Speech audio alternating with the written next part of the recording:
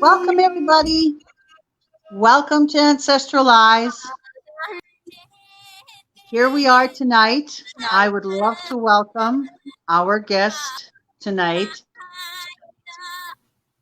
a true Tuvan shamaness, straight from Tuva. And her name is Larisa Oorzhak Koronowski. Welcome. Welcome, Larisa Shamaness ChokBar. Welcome to our show, to Ancestral Eyes. Thank you. Hello. Jean-Jerome, I'm going to let you say hello and welcome to everybody. Yeah.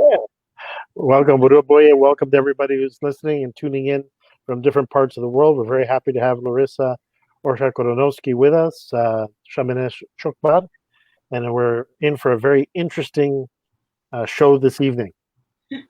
Yes, I can't wait to get started. I look forward to this all week. I look forward to all the shows, and I know a few people are just specifically tuning in for this, okay? They're just pumped and they're excited as I am. So I'm going to start off right away with my first question. So now I'm going to ask, your name, ChokBar, is a spiritual name.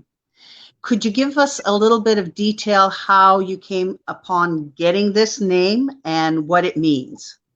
Sure. Thank you for the question. Hello to everyone again.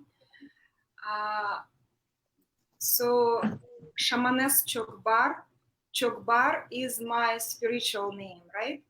And yes. So when my non-physical spiritual teacher appeared, he and other spirits who were working with me, they started to call me and address each sentence with the words Shamaness ChokBar. Interesting. Yes, ChokBar consists of two Tuvan words. Chok means no, or not to have, or emptiness, or void, and bar means to the appearance of something, to have something. Yes, or fullness. So as my non-physical spiritual teacher says, that in my name there is a formula of creation of everything in this universe, because before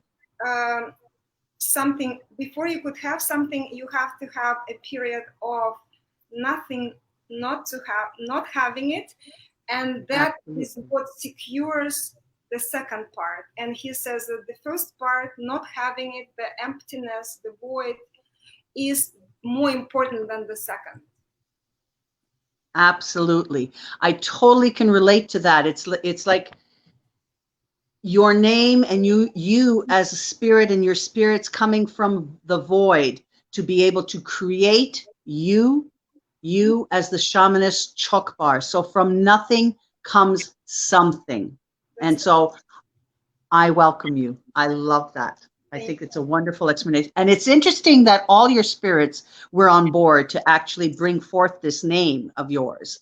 So I think that's quite important to note here.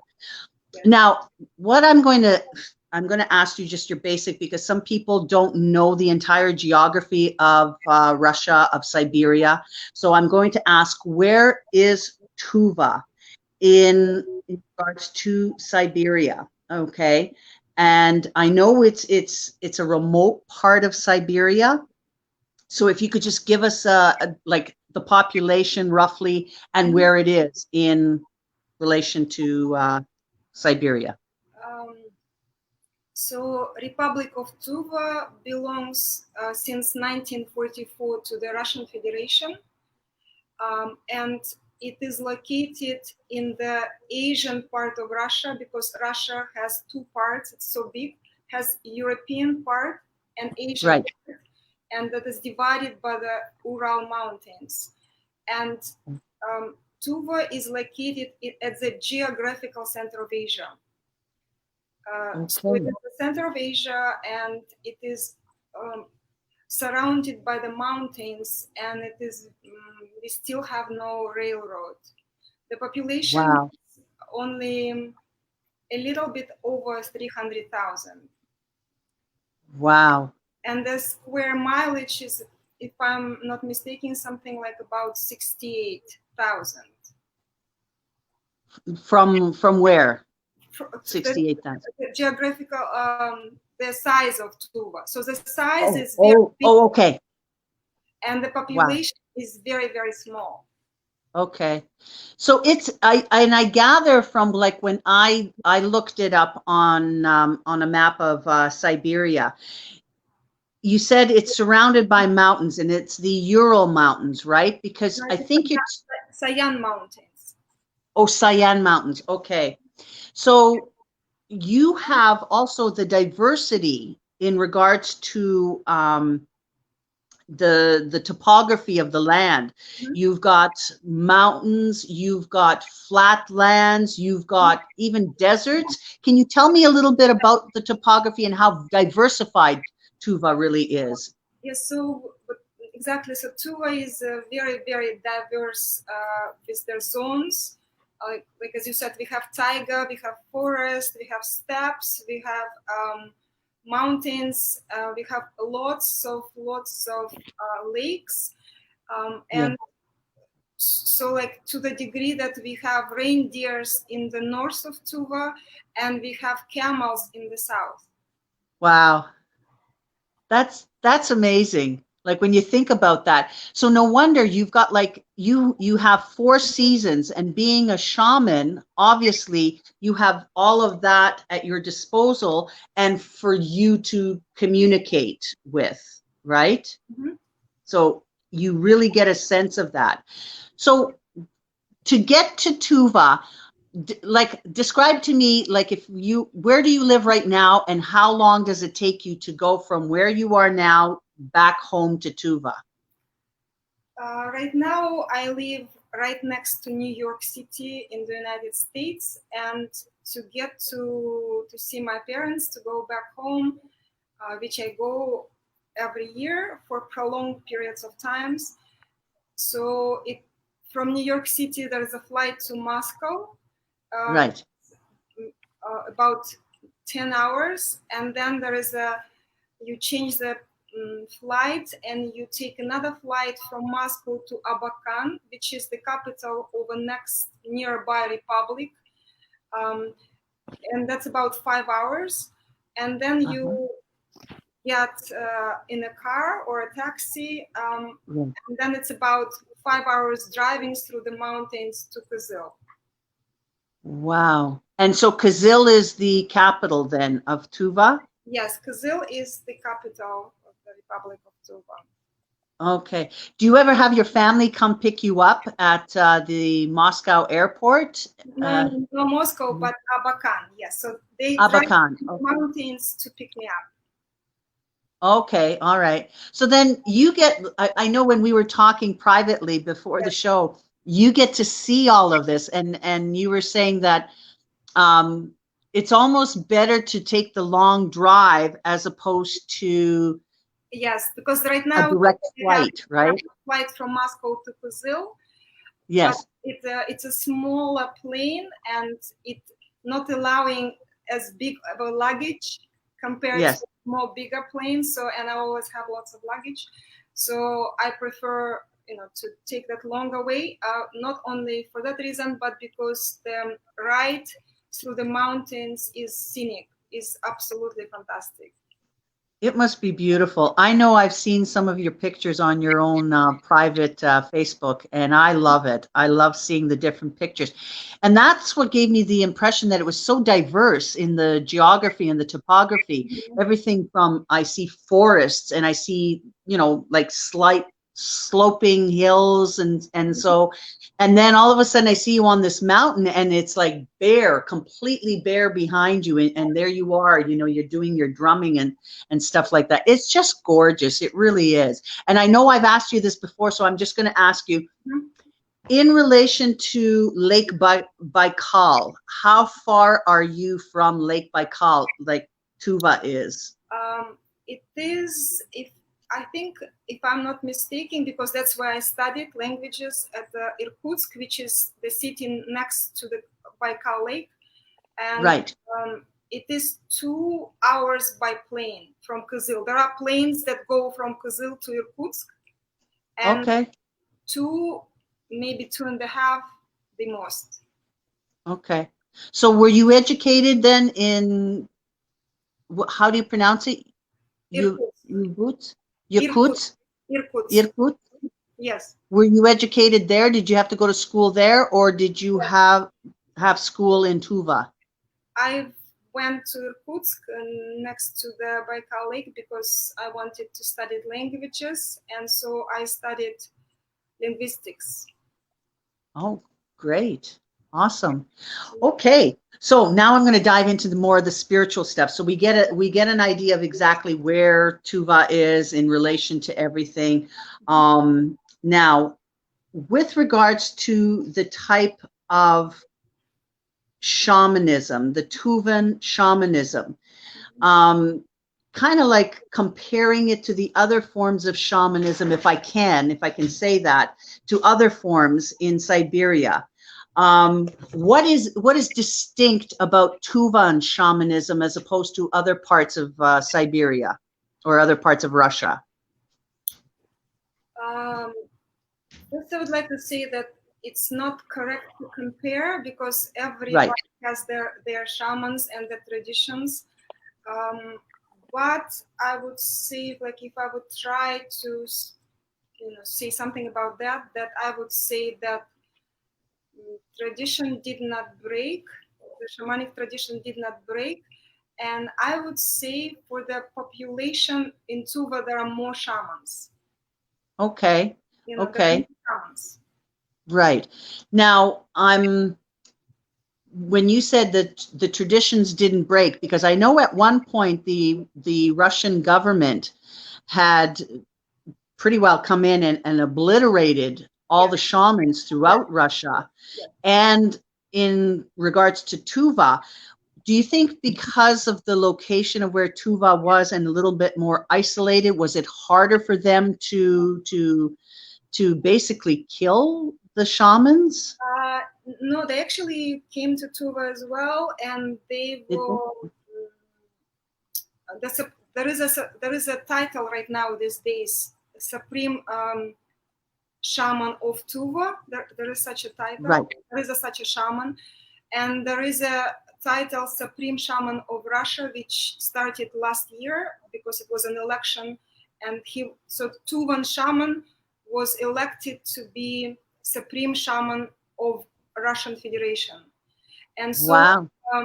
So he is, I believe, in his 70s probably. So he says, he is very much into. He always talks about repressions. He always talks about how horrible that was, because he was, he was young. He was very young when it was happening, and so he said that once the story is that.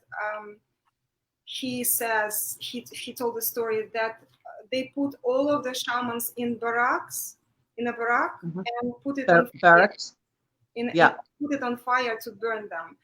And when he came back, there was still several shamans who stayed alive through the fire, and around those people there was big ice pieces. Wow. Imagine that.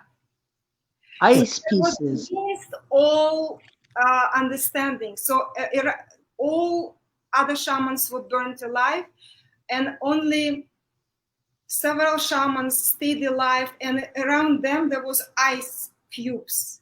And one of the ice cubes, there was, I believe, if I'm not mistaken, grandmother of that shaman who is a supreme right now. So that's his direct. Wow. So that now, how do you think that it's possible? Wow. No kidding. It's just like divine providence coming, in full fruition. The spirits came and saved those shamans. Definitely. Yeah. Now, my impression of Tuvan shamanism is it's very it's open to women. as well as to men. Now, we were having a discussion about that privately, that I want you to tell us the story about that, about what the original shaman was. Well, it is believed that the original shaman was a woman, shamaness, and so it's not even like in Tuva, this is not even like never, you are actually the first person who ever said something about that. So like in Tuva or in Russia in general, this subject is not discussed because it's like, it's very common for women to be. It's accepted. It's totally accepted. And see, I think maybe here in Western society, we look to shamanism and we see more males in shamanism, and the way they're dressed, you know, you were saying in regards to well, before we get into the other question that I wanted to ask you, right? I want to also say the one thing that I notice about Tuvan shamanism is the throat singing. Is that really sort of something that is very pronounced or indicative of Tuvan shamanism? Is the throat singing? Tuvan shamanism, or not related to Tuvan throat singing, but it's the not. Oh. But they are two cultural phenomena. So okay, tell us about that. So throat singing is, you know, it's phenomenal, and it's considered how it came through, like how it originated. It's considered to those nomads when they were in the nature, they were starting to imitate the nature, because, and it is considered that the spirits help them to make those sounds. Okay. And shamanism, like during any type of a ceremony, ritual, or sessions, right, healing sessions, there is if a person already had that ability to throat sing, they start singing, and whoever doesn't have that ability to sing just can't sing that, but they still make some sounds. Okay, so in other words, in Tuvan shamanism, is there each shaman has their own specific ritual and working that they do to help their community? Like, do we have people that do bone setting? Are there healers? Are there other ones that just sing to keep the ritual going? How do they integrate? Shamans are very, very diverse, and the common conception, I would say, in Western world, that that all shamans are equal. Like they think, like if you're a shaman, then you know they are pretty much all the same. But it's not the same at all, right? Because who a shaman becomes as the spirits enter the shaman's consciousness vastly depends on who that person was before spirits entered, which means that, let's say, someone who was, and I know those kind of shamans, so like someone who was a dancer, like literally a dancer, performer, if they become a shaman, then they are like performing even more, so they are really like magnificent. And somebody who was a throat singer and then he becomes a shaman, then of course he is, you know, even more enhanced. And so so if somebody, so it really depends who that person was. And but most shamans are able to do whole gamut of things. It's just that there is specialization just simply because they're gravitating themselves more to something, and then and they have great success with that. For instance, my the shaman that recognized me as a shaman when I was young, right? So who told me that the spirits of my ancestors came to him and told him that I'm a shaman. He was very like exceptional healer. So he was a bone setter, but he was also doing like any kind of healing. And some shamans are specializing mostly on divination. Okay. because somehow the spirits that work with them really like that.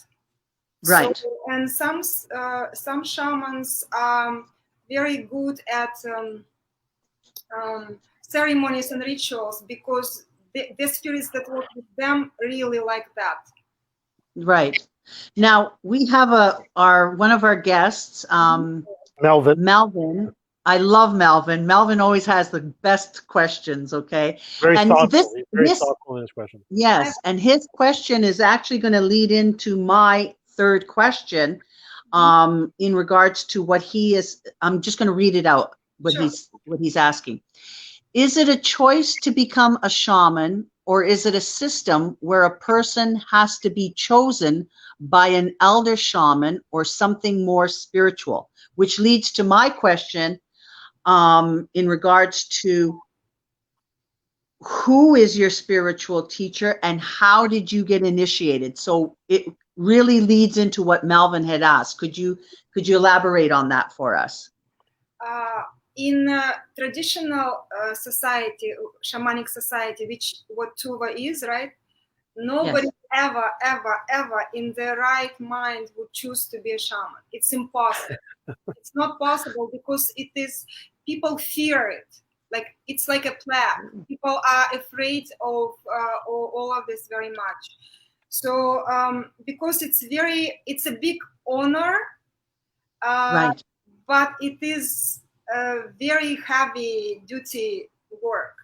So Right. it's work on all kinds of levels. So a person cannot choose to become a shaman, and because that depends, the saying that the definition of a shaman is someone who has the spirits who attach to that person consciousness, and that's what makes the person a shaman.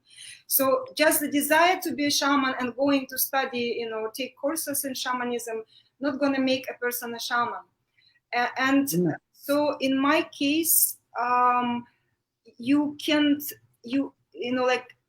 be chosen by the elder shaman either, but elder shaman, which in my case happened, could recognize you, who would recognize you as a shaman. And when he told me that the spirits of my ancestors came and told him that I am a shaman,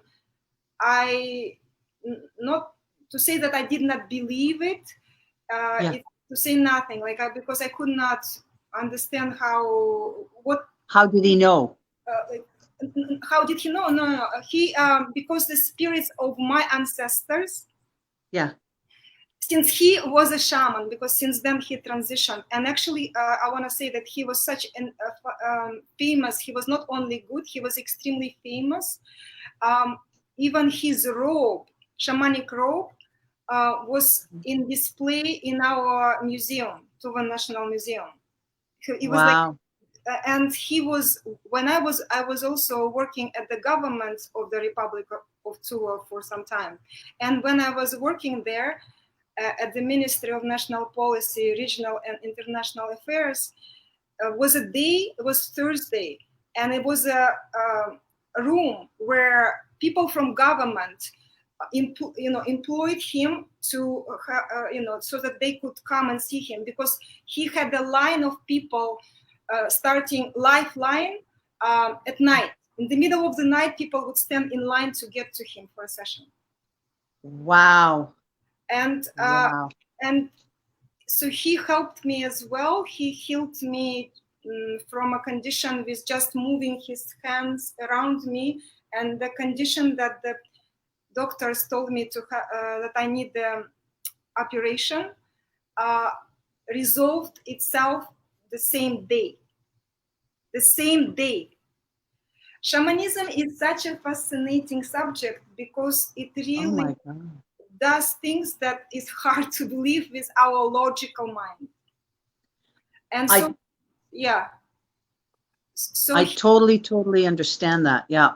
No. Yes. So he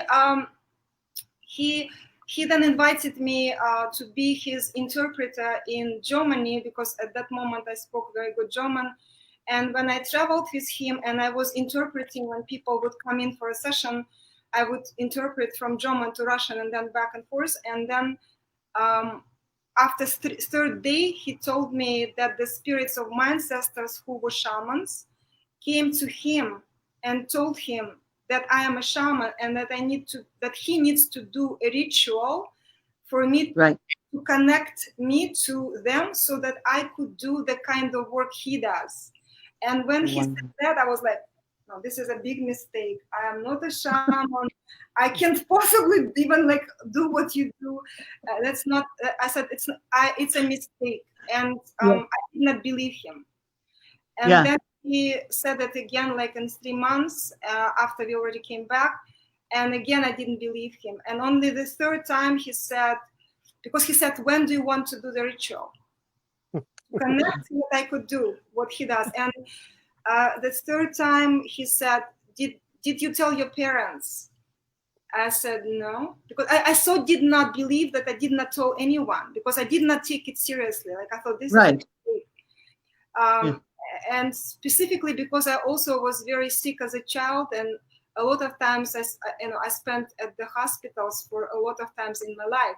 So to think that I could help heal someone just made no sense to me at the time.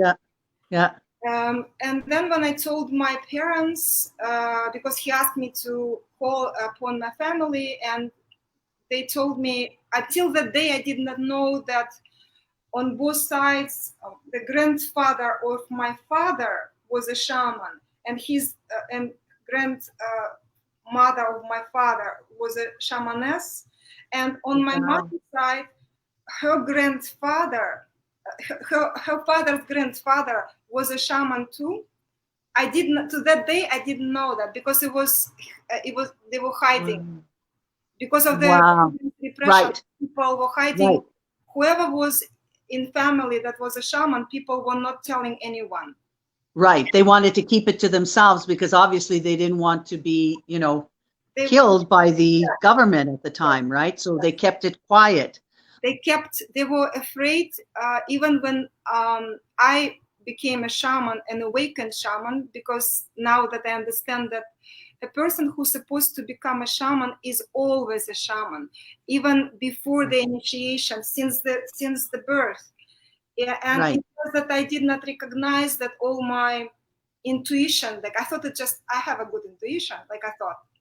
And people thought I have she has a good intuition because everything I say comes through. So, and the family thought that I have very strong, like a core.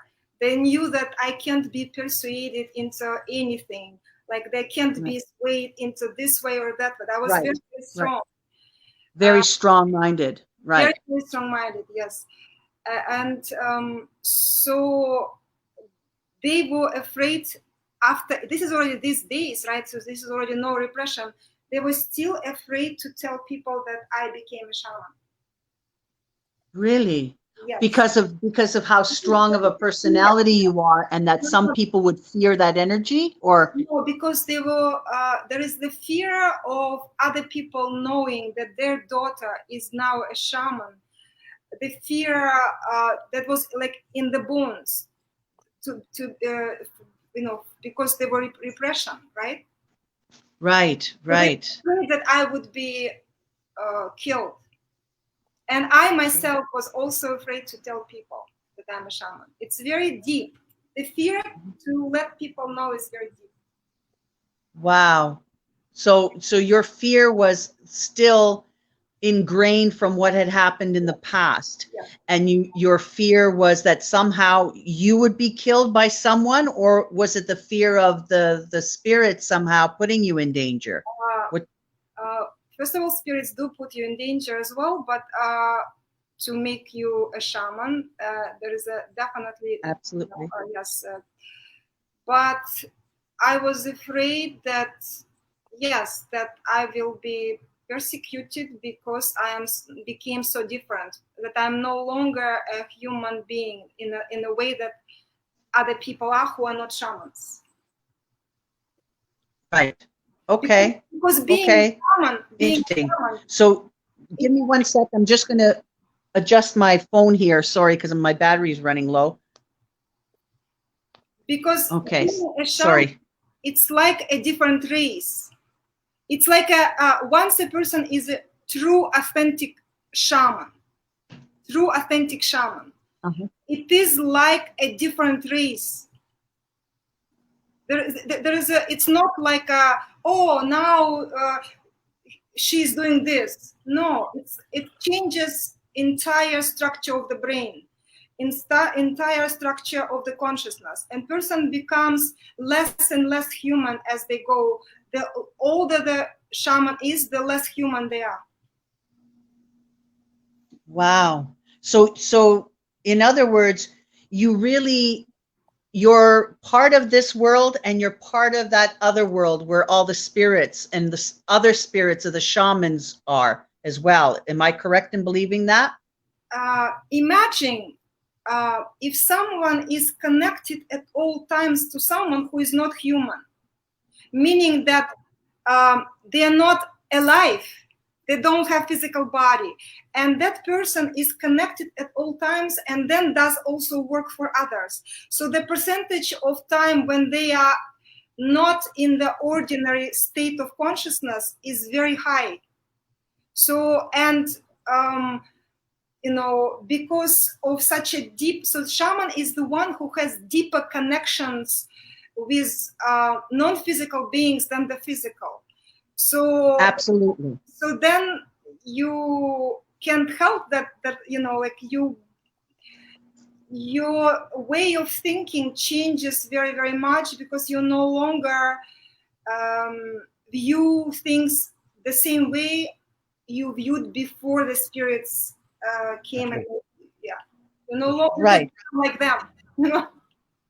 So it's like your ancestral spirits take over, like in our tradition and in how I believe it to be and how Jean-Jerome sees it. Mm-hmm. This is your now we did talk about your non-physical teacher, as you put it. The original ones were female.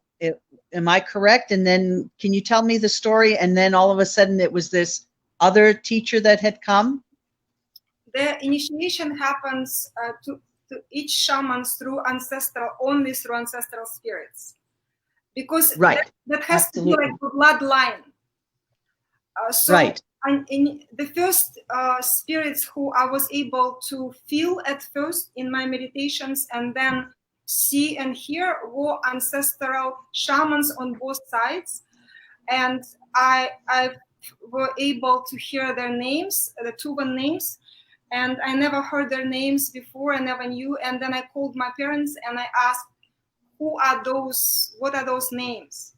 And then they told me that that's the name of the shaman that was on my father's side and the shaman that was on my mother's side. So they were the ones who initiated, because without their bloodline, it cannot happen. And then once they initiated, they were the initiation process, the very first one, because in shamanism there are endless initiations, and in fact, the first initiation is 9 physical years. The first initiation is 9 years, physical years of life. Wow! Like the first period where they started doing 4 rituals for me, so that the first ritual that they did for me was so that I remember that I am a shaman, because I did not only remember that I am a shaman, I was refusing to believe that I am a shaman. I was so afraid of it. I was afraid of the whole thing. I had very big fear for shamanism. And that first ritual lasted 2 nights because I was so resistant to remember.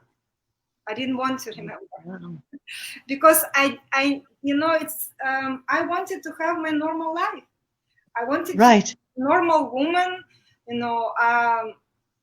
like I wanted to be normal, and so then during life changed. Hmm?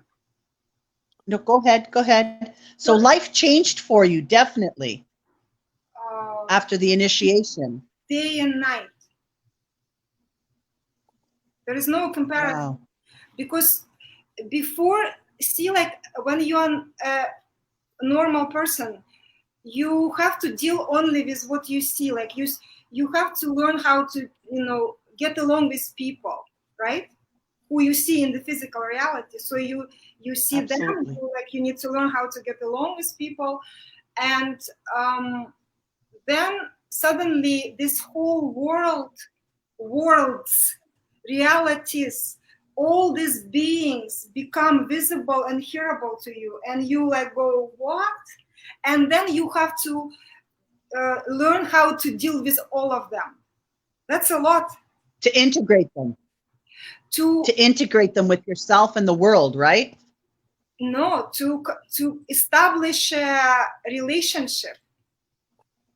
Oh, right. It's a Okay. personal relationships. It's not esoteric, it's not symbolic, it's literal relationships.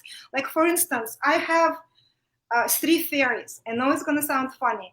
So No. okay, so there are No? three fairies, right? So You're talking to the right audience here. okay, so Yes. Yes. so when I first started to see the spiritual reality, those three fairies appeared, and I never saw fairies before, and I recognized that they might be fairies because they have those wings, they look beautiful, long hair, and they're all this like so beautiful, and they they started talking to me and saying that they want to work with me on a contract like base. And I was like, what? Like, who are you? Like, what are you gonna do with me? Like, I don't get it. So, and they explained what they're gonna do, and ever since then, every single session that I do, they are with me. So it's a personal relationship. There is Right. there's one specific one gnome that helps me with each fire ceremonies that I do outside. So there is one, like it's not others, like I could contact others, but there is one that is always with me, who is it's like a team. And so there is all other members with whom you have specific Relationship. relationships. Yes. And so a shaman is someone who has this team that it's not just changes all the time. It's you could keep in contact with other beings, and you could do like in physical reality. I could have my my team or my friends, but I could go somewhere else and meet somebody else. It's the same, but still your main true teams are the same. Okay. Oh, wow. So, and the longer the now, shaman is the shaman, the bigger is the team. So the older the shaman is, the better it is. right. So the more allies, the more spiritual allies you accumulate as you go through time, and the ones that need to work with you, right? The ones that have a strong relationship. It's a relationship. Okay. Now, you give me you. It's a very exchange like. They don't work for for free. Right. No, they don't. They want something from you, right? And you have to, it's a give and take, right? No, exactly. for sure. I have to feed them also. Okay. Now, I just want to also mention, since you said you also come from a family, a lineage, like a family of shamans, your sister is also a shaman. And I posted something on Ancestral Eyes to advertise for your sister, because she's also a shaman. Now, how did your parents take that? Now, two of their daughters are both shamans. Like, what was that? Keep going. I'll be right back. Keep going. Sure. Okay. My sister is 12 years younger than me, and so and she only recently became a shaman. Recently, I don't know, like a year and a half, something like that, or even 2 years right now. Can't tell. Right. So she was, she was initiated as well. So it just happened. I'm very happy that this happened, because now she helps me with the things and I help her with the things. So like I have someone who understands Right. how it is, what it feels like, Right.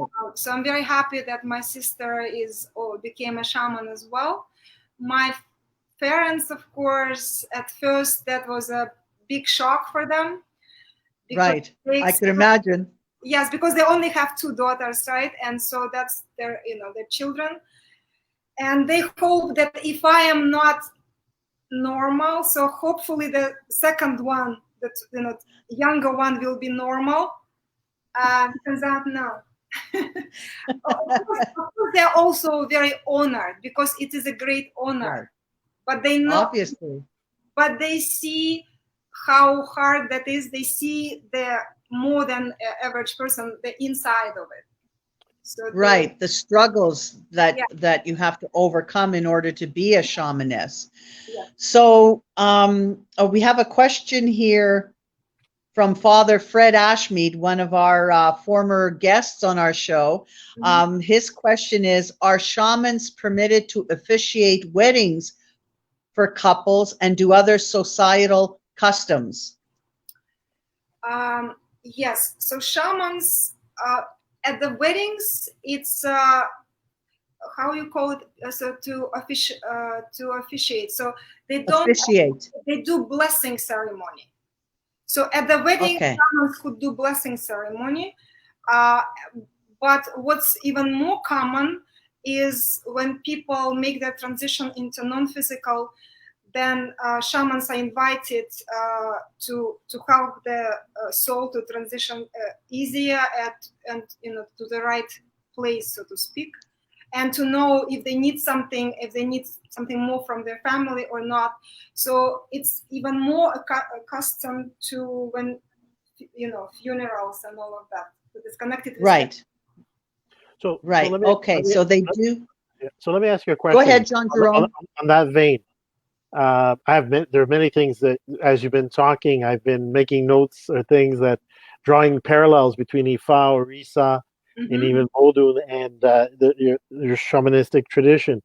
But one question. So, for instance, let's start with this one. Father Ashmead introduced an interesting sort of angle or part. Since a shaman is linked through your ancestral spiritual guide and your family of spirits that work with you, which is very similar to Ifa or Isa, where Ifa Babala works with Ifa, which is basically the divinity of wisdom and divination, but he also works with a slew of divinities and also ancestors and spirits that support his work, and to which, as you said, it's a relationship you build. It's a relationship of offering, of maintaining a symbiotic relationship of support. You have to offer, you have to give in order to receive. Absolutely. It's not just one way, right? Absolutely. And something you have to build. But let's say in the case of a marriage, like many people will come within our tradition, will come, not always, but they will sometimes come to know if their chosen partner, or at important moments of their life, if their chosen partner, let's say, is the right person for them, if is the person within their path or their destiny or compatible. In a case like that, do you have, prior to big events like that, do you have people that come to a shaman? Yes. That's number one. And number two is the sort of addendum to that is the divination or the message that is given or transmitted directly or only through possession or through the word or the hearing of spirit or trance, or do you use any other instrument of divination? Like we had our guest Sangoma guest Rebecca Rogerson, which they use bones. They use a series of objects to divine. We use the opele or equele, or we use the ikins, the palm nuts, to divine, on many matters. In your case, how does that, in the Tuvan shamanistic tradition, how does that work? Okay, so that's a very good question. So that yes, people do in fact come a lot of times before making big decisions. And before I was, a shaman, when I was young, I wanted to come. Specifically, when I went to shaman, is because before I make a big decision. So when you like, it's so big, you're afraid, you don't know like which way would be better.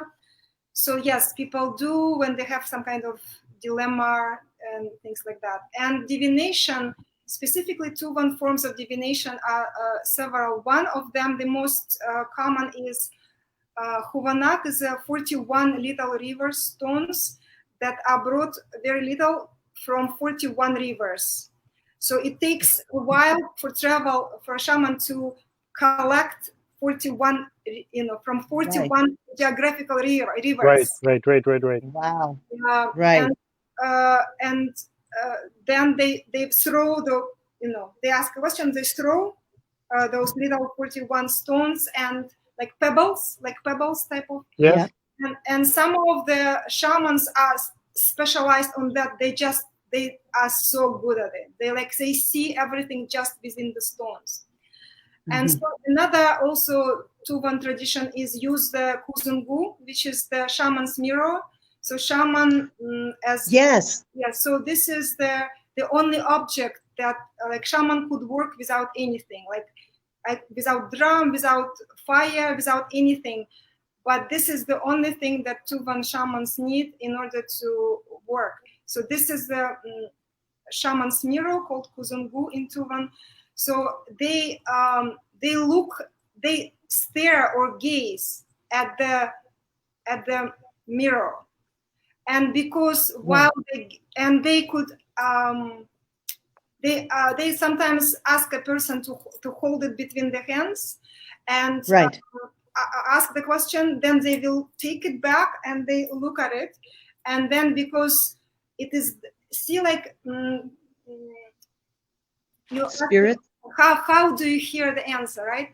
So each shaman, depending on their extrasensory perceptions or who they were as well before spirits came, they have different methods. So for instance, some shamans only do through objects like the stones. Right? So some shamans hear right away. So hear it. Right. Just hear it right away. So hear it. They don't need to drum. They don't need to make any kind of additional moves. They just hear it. And then some shamans, also another one, I'm going to finish that sentence afterwards. So another form of divination that is very strong in Tuva is doing the sacrifice fire. So you build the fire, right? You put offerings in it. And then as you put offerings, you look at the fire. So you read the fire. So the spirits help you read the fire. And interesting, like about that, some shamans knew, like these days shamans, I know one of shamaness that is doing that way. She builds the fire, right? And she takes a picture she takes series of pictures of the fire. And, and let's say family came and said somebody got murdered in their family, and they need to know, and they have an idea that this person could be causing that, like who was involved, right? So she could go ask them to bring offerings. They could go to the forest, build the fire. She would take pictures. This is how she works specifically, is like everybody's different. And then she showed me pictures of the fire that like specifically that example that I'm giving you right now. I was blown away. There is like in this stills of the fire, there was a letter A, like visible with the naked physical eye. Like literally a letter A is so visible, like you can't not see it. Wow. So and things like that. So they would ask if the person is dead or not. Like she could do this. So, and some people not take any pictures. Of course, that I only saw one person like that, but I also like take pictures of the fire because you see later on so many things in it.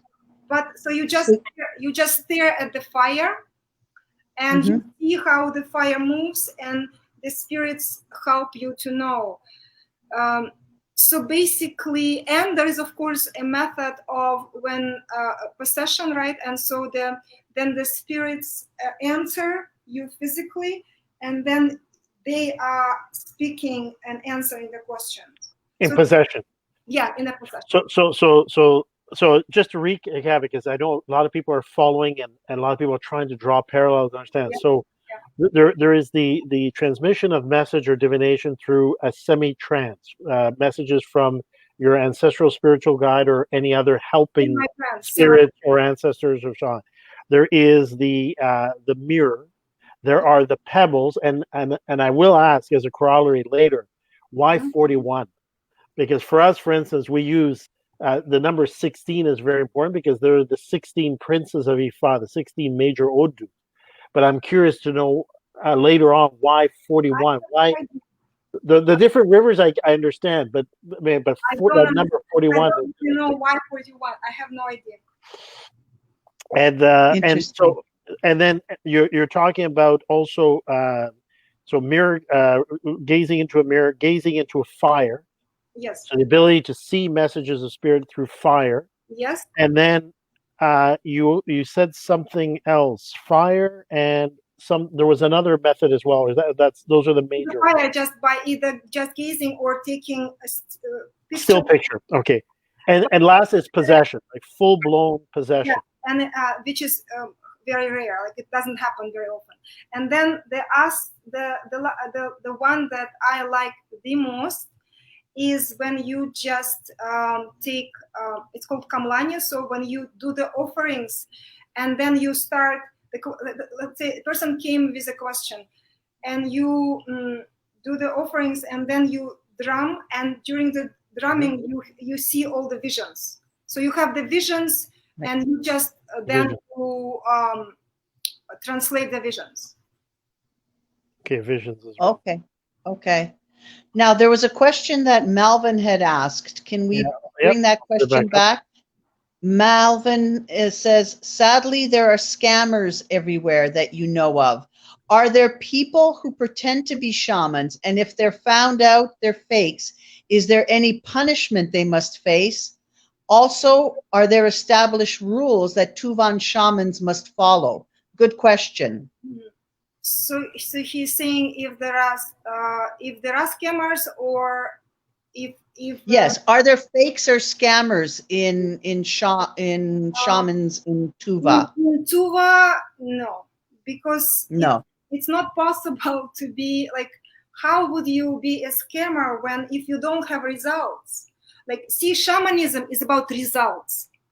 Shamanism is not about interesting. Shamanism is about people having real problems. They're having a shaman. And if that person is just saying that he or she is a shaman, and then people come and there is no result, no, it just doesn't happen. Because because I get the impression, in order, like for yourself, you have to have that hereditary trait in being recognized as a shaman. And you, like yourself, you were reluctant to do that. So it's less likely to be a scammer or someone who's fake, considering the amount. Because it is, every shaman goes through such, every shaman goes through such incredible difficulties when the spirits enter. The whole, life falls apart. There is if you're not strong, if you are not strong enough, you could end up at the crazy house. So it's like there is so much involved in becoming a shaman. There is no fake Tuvan shamans. It's not possible. But I know that there are people who are these days who are not from Tuva and who like the idea of being this spiritual someone who can do things, and they study, and then they think that they're already shamans, and then they are like advertising themselves as such. That I know. There, Well, that I think in North America, what you see are practitioners of shamanism, but Yeah. they are not shamans. They big can't be. difference. Big They difference. just It is a big difference. big Big difference. It is Big a difference. Big difference. We have the same distinction. Like you could be a part of a belief system. You could be initiated and through the it's first good. initiation It's very and, good. and be a part of the religious practice or the spiritual practice. But that doesn't make you a priest, Yes. right? Like what makes you a priest is, again, in Ifa we say the Babalao is born, it's not made. You are Babalao Right. since you come from heaven to earth. Yes. And it is in this journey that Ifa reveals itself through divination about your destiny. We use the term very strongly about destiny, Yes. and basically reminds us as a well that we were Awo in heaven, right? Who we So were before we yeah, came here, and before we then to came here, fulfill right? that destiny. Exactly. Yes. And as you said, it's interesting because again, many times it is your family, your ancestral family ancestors, and I'm going to make a distinction for our audience again. Our family ancestors, what we call Egun, Mhm. right, or even some Egungun, is not the same as the Joto or the ancestral spiritual guide, right? Right. The Egun are family members, people that have passed away that represent your blood lineage. Yes. That you can check. You might find even from a DNA that you have, related to a particular area centuries ago, so Yes. that you're in that culture. But your ancestral spiritual guide is usually somebody of an elevated spiritual refinement, Yes. and who is meant to be your guide. Literally, look, in Spanish we say tu guía espiritual, the spiritual guide, which is sent by, comes down with you from heaven, with your Yes. soul and your Mhm. spirit, and his mission is to help you to complete your destiny, your mission on earth. Yes. So for everybody listening to us, so that they can see the difference Yes. between the two. And what it's called, Thank you, as I said Jean-Jerome. like before, in my case, my teacher, it is called in literature, in shamanic literature, ecstatic spouse. Interesting. Yes. Yes. So Yes. Yes. I'm an Yes. ecstatic spouse. So yeah, I prefer to call him as he. If he would say in the beginning that he is ecstatic spouse, I would be like, what? No, like I would be like, it's too much to take. Yeah. Yeah, but yeah, non-physical spiritual teacher works much better. Yes. No, Yes. Yes. yeah, no, and reality, I can see why they would use something like that Yes, as a because of the sometimes the process of possession or trance and can give it and a feeling like connected at all times. yeah, exactly. And that is the biggest thing. Like one of our former guests and a good friend of mine, which we've been doing research for and collaborating for 7 years now, Bokono Dafoji from he was in Uruguay. His ancestor, his Joto, is Abu Malay, is the same thing. Like when you can see the integration of that ancestral spiritual guide with Danielle.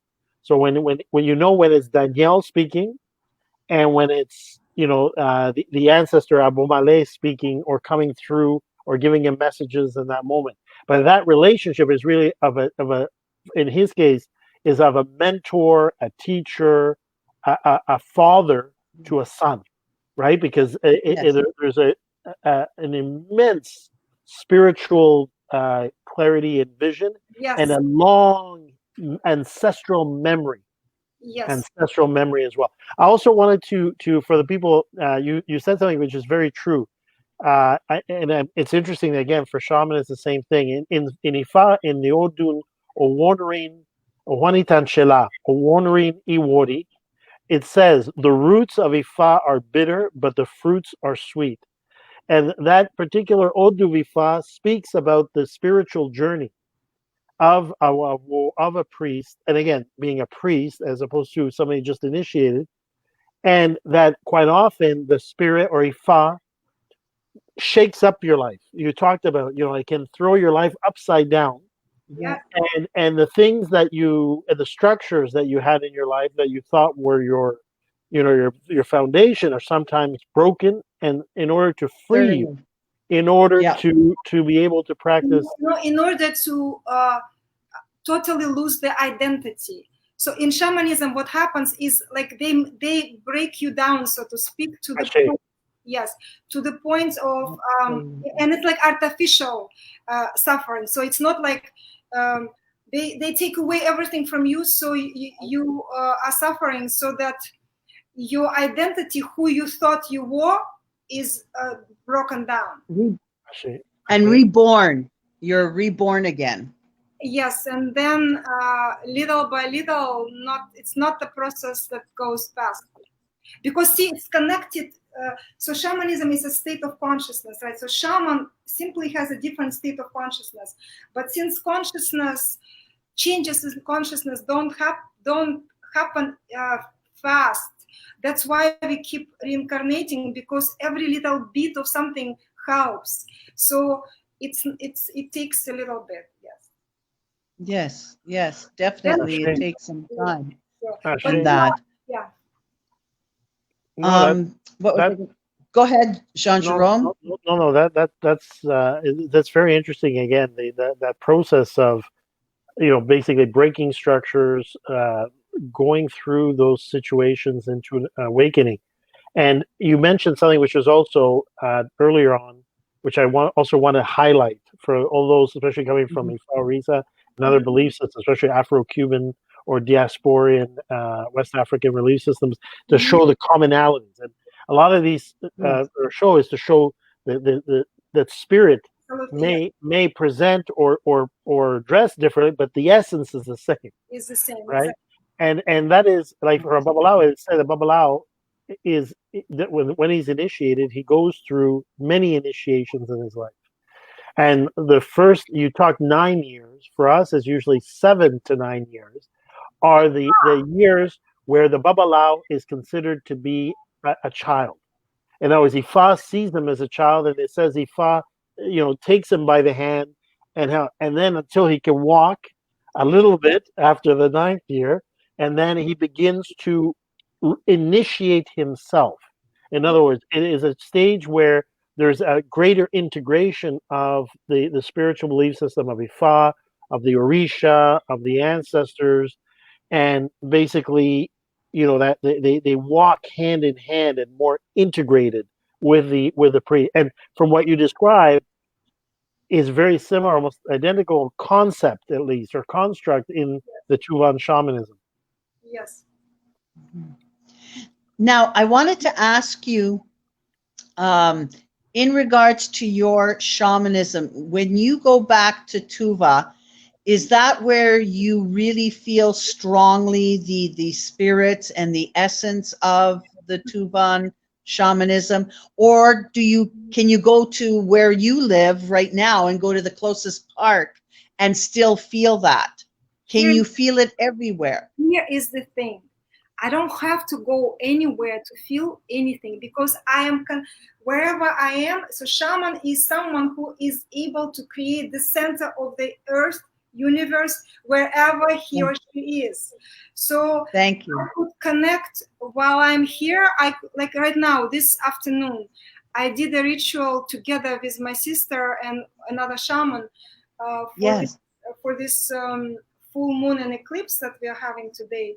And it was a ritual to help to release the old programming, old way of thoughts, words, and actions. And so I was here, right? But we just calculated the timing, so we are doing it at the same time. So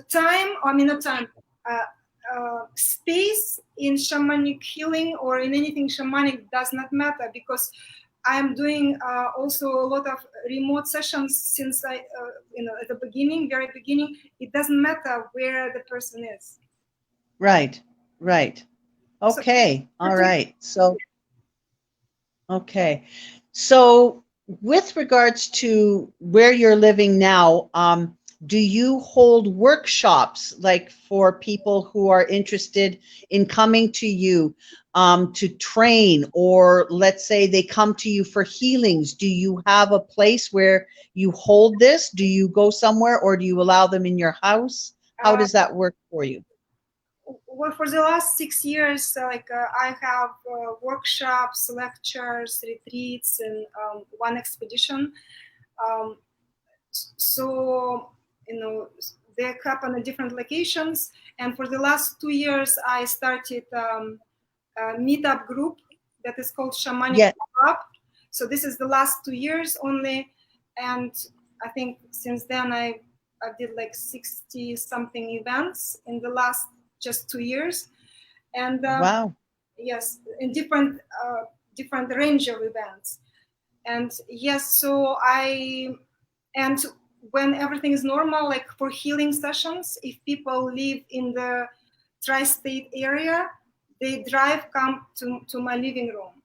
And if people live in some other countries or very like California, like far away, I do remote sessions.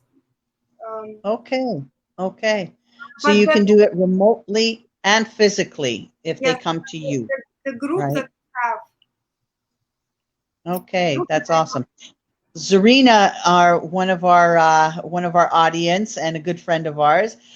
You carry it within you, so obviously it doesn't matter, right? It does not matter because, see, like the place from which let's just take shamanic healing session, right? When somebody is asking that they, let's say, not feeling well, whether it's physically, emotionally, spiritually, psychologically, it doesn't matter. And the place from which I am doing the healing is not coming from the physical body of mine. Right. So, course, when someone is near me, they have additional, I have additional effect on people because I could touch them, right? They smell, they hear, right? So they see me. So while through the distance session, it's the same thing. It just they're not affected by, let's say, my incense, like my juniper that I'm burning, right? So they don't smell that. I can do shamanic massage. They can't hug me, right? So, but everything else, the actual place from where it happens, it's not from the physical. Right. So what would you say is better? Obviously, somebody coming to you physically if there was a healing that really required it, right? I would say it does not matter, but for people who never seen me in the physical body, like standing next to me, and if they don't quite fully understand how it works, for them it's just simply maybe it's more beneficial to actually see me, so that in person. Yes, so that they let's say experience it. Yes. But once connected to me in the physical way, then it also becomes not important to me where I am. Okay. So in other words, what I'm understanding is it would be easier or more beneficial if they saw you in person, first of all, to get a healing or to connect with you. And then afterwards, it doesn't matter if they're overseas or elsewhere. Is that correct? That would be beneficial for someone who doesn't understand fully how it works. Okay. Yes, okay. All right. So let me ask you a question. I now that you mentioned that about connection and everything else. So, for instance, you live in the area of New Jersey, correct? Edgewater.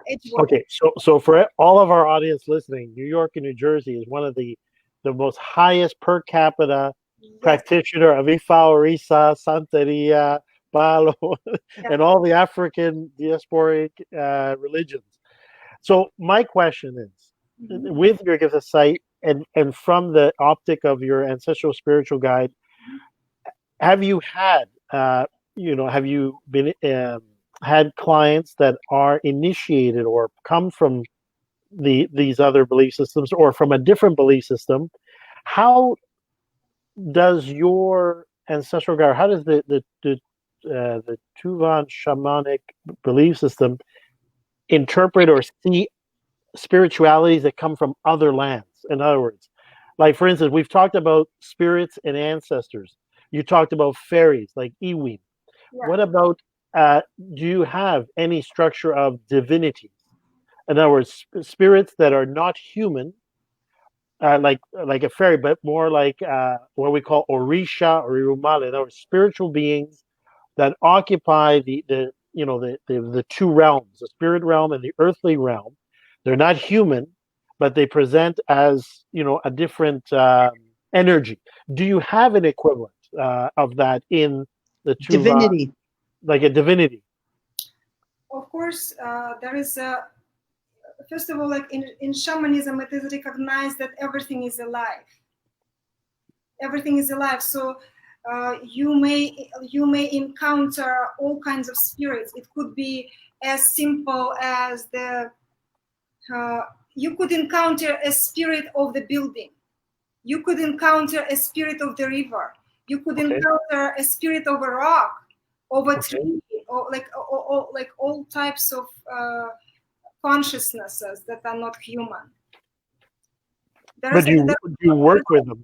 But do you actually, like for instance, in Ifa Orisa, we work on the Vodun side.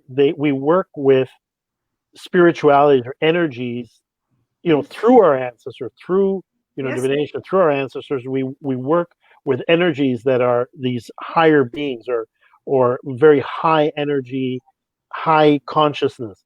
Do you actively enlist, like you mentioned, for instance, you enlist or you have a team of fairy, right? Which in Yoruba we call Iwin, is one of the descriptions of Iwin, and appears in the Oduvifa Otura Owanri. Otura Owani speaks of the Iwin, the fairy people. Yes. So, like fairy, but different other types of spirituality. Are there a pantheon or like a cosmology for them? There is yes, cosmology, yes. So there is also gods and goddesses. Yes, for instance. Yes. Yes, that's what we. Yes, there are different deities. There are like in the lower world, because in shamanism it's like divided in 3 worlds, right? So middle, upper, very interesting. lower. Okay. In the lower world, there is all these demons that are having, like, they also have gradation, very hierarchical. Everything is very hierarchical. Right. And there are shamans. Shamans are basically divided into different type of shamans. Like, let's say I'm a white shaman. Interesting. And there are black shamans. Interesting. So, which means that it means, like, one time when I had a workshop at the Rubin Museum of Art in New York, and somebody asked me in the audience, like, why do you call yourself white if you're Asian? And it has nothing, like, the white doesn't have. Yeah, I understand. But it has to do with where the shaman draws the power. So white, because shaman, the power doesn't come from the power of the shaman doesn't come from the shaman, from the person.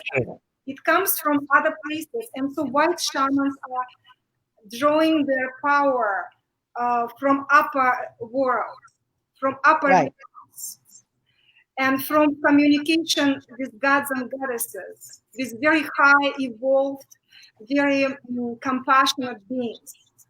And so those type of shamans are very good at inspiration, explanation, and like wisdom, Okay. and blessings. And there are black shamans who draw their power from lower worlds, and then there are all kinds of demon-like beings who have different degree or different state of consciousness, and they are very good at removing all kinds of what is it called in English? Curses, and much more than curses. What are they called in English when they are trying to kill you? Now this is getting very, very, very, very interesting. Yes, Now we're talking. Now This we're is talking. this Now is this right is up Jean-Jerome's alley now. this is We're why getting into his this is territory. my territory. yes. Okay. So I could like talk to you like about that demonology, you know, but every shaman, whether they are white or black or something else, there is also a term like a yellow shaman. Yellow shaman is a shaman who is highly influenced by the Buddhism practice, like Buddhism. Interesting. Okay. Yes, Interesting. they incorporated a lot of Buddhist, practices in their practice. So, but every shaman, regardless of where they draw their power from, they need to know how to communicate. Like, let's say, even though I'm a white shaman, I know how to, and by this time already I have a contract, so to speak, with the lower world and have my own recognized name there. And I like, you know what I mean? So it's like, it's Oh, I'm really enjoying this. Keep going. Keep going. Keep going. Okay, now you have my like undivided. yes. And in order to, like, if the black shaman is already like having those beings helping him to remove all this curses, and what is the other word in English for when Now, yeah, curses, or witchcraft, or Curses. or negative witchcraft. Hexes. Hexes, or but stronger, curses, I guess would be the word. But so the white shaman has to I guess work for it a little more. So like the white shaman has to also go through his or her own difficulties with the connected to the witchcraft and like spirit fighting, so to speak. So because every shaman is first and foremost is a, what is the word? Not a fighter, but warrior. a warrior. Every Yes, shaman is absolutely a warrior. a spiritual warrior. Whether they are white or black, they are first and foremost warriors. Mm-hmm. And then you develop that skill and relationship with the lower realms. So let me ask you a question then. So I mean, understanding two realms. You mentioned the white dealing with the higher realms, divinities of higher light or vibration. Yes. The divinities or gods, if we want to use the term with a small g, that deal with some people would call demons or whatever, but I don't like to use that terminology. But basically darker, like what we call dun dun, Lower vibration. Lower vibration. The vibration that what we call right and left. Right being the softer, gentler, higher, and Osi meaning the darkness, but also the strength, the passion, the strength, and the ability to as you say fight other lower vibrations. You what we call the red, you call the yellow. The influence of Buddhism as being for us, the red is the person which uses both the black and the white and balances them out, and will go for one or for the other, right? Yes, we do have them as well. Yes. Okay. Yeah. So you have the red, but now everyone has to know how to do everything basically. So if one was to try to learn, for instance, like right now, anybody can go online, for instance, or go to a babalao, and we have a very, although it's very, sometimes always growing, but we have a set number of Orisha, Iromale, both of the right and the left. We have the concept of Aje, Iami, which I'll get to as a separate question. But is there a place in your scripture online where you have a listing of the beings that are higher? In other words, or like in Buddhism or Hinduism, you have bodhisattvas. In Buddhism, you have Hindu deities or gods. You don't have a set pantheon. So in saying that, are you influenced? Like, will you work with divinities or energies from other cultures or other pantheons through your ancestral? Yes. I think why this is very interesting. Yeah, it's a good question that you asked. I think the reason why we don't have it in that type of very structured way, is because see, shamanism is it's a before religion, right? So it's an ancestor of all religions. Right.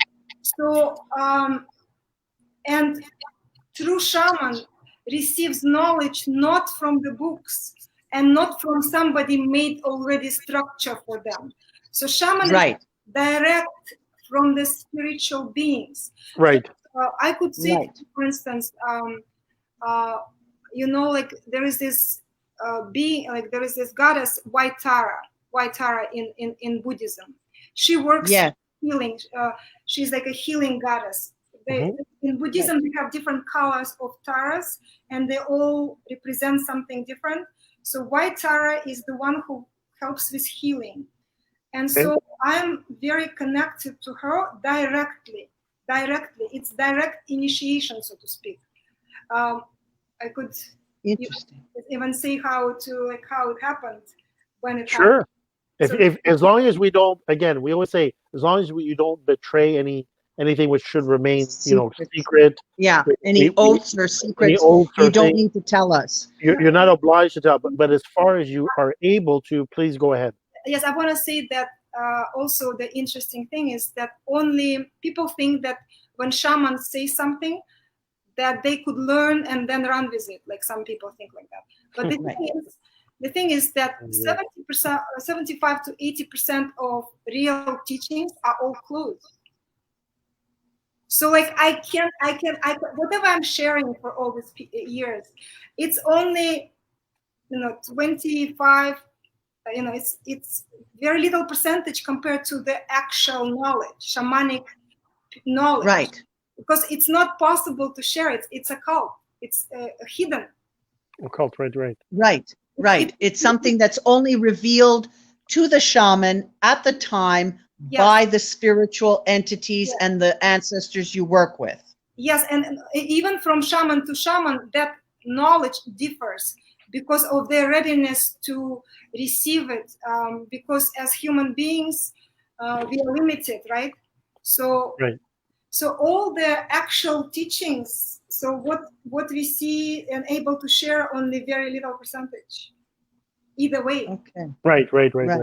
But I'm saying that my connection to White Tara specifically, I could tell because this is not hidden. It just shows you how it works, and how just through symbol your consciousness is why symbols are so important, because your consciousness could be activated just from the symbol. Okay. And so if you like, do you want me to share? Sure, of course. So I have in Buddhism they have tankas, which is like this can you see like this? Yes. It's like icon with some kind of being, right? Yes. So, and I have lots of them in my place, and one of them is a White Tara, and it is in my bedroom. And I used to come and sit like it's on the like red chair that I do my meditation, and White Tara is across the bed and it's on the wall. Okay. One time I was doing meditation, and suddenly it's gonna sound really strange, but nothing will strange. Oh no, it won't. Not to us. Trust me. Not us. That's why I'm gonna share. So I suddenly saw how this the outline of the White Tara on this tanka started to energetically change and come out, like as if it was towards you, flat, and now it became like like three-dimensional. Yes. So it came out like this, and my body, like I was sitting in a Western position with my legs down. My body started to have a very effect. Like I started to make this kind of movement. My hands and legs became very, very hot, and here started very, very, very hot. And I've heard the voice that said, "I am White Tara, and that I'm gonna help you to when you're doing healing work sessions, and that I'm gonna help you with diagnosis." With sorry, with what? Sorry. It's having diagnosis, like to Diagnosis. Diagnosis. diagnosis, Yes. to say Yeah. what it is.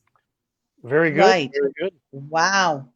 So this is how initiation directly happens. So it's like my consciousness was at a state rate that was ready to receive Accept what is already was available at all times, but my consciousness was not ready because I had the tanka for a year before that happened. Okay. Okay. I know a few people that in the shamanic mediums, elegum, who have had very similar experiences. Some very recently as well. So Yeah. I know a few that will remain nameless, but we'll talk of that offline. Offline, we can talk. We'll talk about that offline. Okay. Yes. So we're familiar with this. We're familiar. We're We familiar. definitely are familiar with that. We're familiar with this type of experience. So that's. Yes. I tell you, you came to the right group of people because nothing that comes out of your mouth is going to sound like, oh my God. So you're definitely What's that? the right group. I'm glad that you're not going to talk behind my back, like No. really out there. Oh God, no. Your family. No, you're family now. You're family. You're part of the family. You are most adopted right now. Thank you. So one topic which we had spoken offline. Now that we're talking about, we talked about the goddess and that type of spiritual revelation or communication or initiation. We talked about, you're a shaman's assistant. In your case, fairies, which in Yoruba we call Iwin. No, I have lots of them. I just spoke out about them, so because it's more like accepted to people. Right. Fairies sounds so cute, you know what I mean? So that's why I mentioned about them. No problem. And then, but one thing we talked about is you have a special gift as well in your shamanic practice, which is shared by other traditions, especially First Nations in North America, which is spirit guides, animal totem or spirit guides. Can you tell us? Can you tell us a little bit about that aspect and how that works? That's my favorite topic. Okay, perfect. Let's do it. Because see, when I started to see spiritual dimensions, and I started to see these beings, right, and including fairies as well, and then I started to see that every single person has animal shape next to them. So it's so I was like stunned. I could not comprehend, how, why, and what for. And then I've learned and I've seen that I apparently have 14 power animals. And so when I was able to see them and they started to, show themselves to me and tell me what they can do for people, like what exactly, because what I like the most about spirituality is that it's that you finally start to understand that there is nothing random and that everything has specific purpose. Yeah. Absolutely. Very specific purpose. It's like they're all these spirit guides that I'm also connected to. They're very specialized. So they're not like specialists in everything. They're usually specialists in something like one. Right. Like right. And so so every human being by their birthright, so to speak, is born with at least one power animal. And power animal is an energy structure in the form of a pattern, in the form of a specific animal that has corresponding to that shape characteristics and separate from that person consciousness. And to me, it was mind-blowing. Because imagine you have someone who belongs to you. That's how usually people start to understand it. So it feels like it belongs to you. But if we go even deeper, then actually what happens is it is a deeper part of you. Okay. So okay. But it's hard for people difficult to understand. So it at first is easier to understand that you have them, but actually, to be truer, they are part of you. They are your deeper part that is more knowing, that the part of you that is personality part with a tag name, in my case this lifetime Larisa, or in your Teresa, right, or Jean-Jerome. So and it's like every person has someone who has different than their own thoughts, like what you think, that you like the thought process that happens in your mind, and you think it's like, you know, this, like you think like this about this, or you've learned this. So there is someone nearby, right, someone that belongs to you or is you, right, as I already said, that has different opinion than you about everything you are doing or saying or wanting to do. And that opinion usually is way broader, way wiser, way more interesting than what you could come up with. Right. And when I understood that, through my power animals and then seeing others, it's like people are walking around like handicapped, not understanding that they have this, again, I use this word team, like let's say somebody has 2 power animals, right? It's like as if you have at all times 2, for the sake of conversation, to use the word friends, because hard to use other words. Friends who love you totally, accept you, always with you, and know everything about your past, your present, and future, and who only agenda is for you to become the best version of you, for you to move from this point A to other, to B point. So they help you. They help you through what? Your journey of life. Yes, they're supposed to help you, and that gut feeling that everybody talks about, that intuition, it all comes from that part, from that deeper part, from this animalistic part that knows everything. So that gut feeling is not yours. Gut feeling is from your power animal. Those intuitive signs that you have, they come from your power animal part. Fascinating. And to connect with them, like through movement, like shamanic power animal dance, right? Through any other, like rattling or drumming. Yes. Or through meditation. It's something that no other spiritual practice could give. It's unbelievable feeling. You know why? Because imagine, like, you always think of yourself as this human being, and suddenly through drumming, movement, or some like shamanic practices, right? You catch yourself as, and for everyone it happens in a different way, depending on their developed extrasensory perceptions, right? Or how easily they go into expanded state of consciousness, or a shamanic state of consciousness, or trance, right? Depends on all of these things. But I see people in and out all the time who never thought they could, like, they thought only shamans can do this, or no, everybody can do that. Everybody could feel them, because we have them for a reason. So not like to not to be able to feel them or see them goes against the whole purpose of them being with you. So everybody can see them, everybody could hear them, feel them through practice. And that practice of shamanic movement, or rattling, or drumming, or journeying.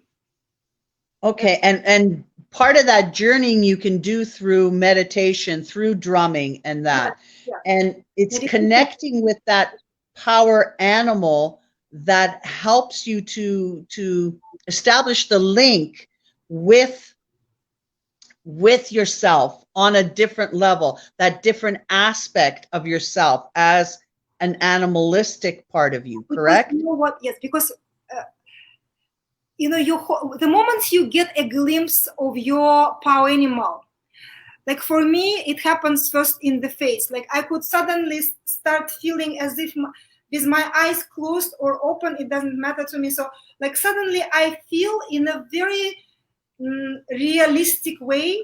I start feeling like as if my face like starts like ooh, like morph. And Right. I start feeling as if this is not my face any longer. And I start feeling like some animal, or like I start feeling it in, then after face, for me it happens with my palms. I start feeling either the claws or the hooves or whatever they are, or talons. So and like I feel them already inside of my physical body of a human being, right? But the gradation of how, like the stages of how it happens is it's differ from people to people. Right. At first, for me, it also was not like that. At first, it was just I would see an eye. Like in my meditation, I would see an eye that is looking at me. Yes. And that was not human. And that eye usually is like sideways. It's usually like how it starts for most people. You see an eye that is sideways, and that eye is very like precisely looking at you, not just like wandering, like very like I know piercing contact. And then, I understand that totally. What you mean? That's how it starts. Yeah.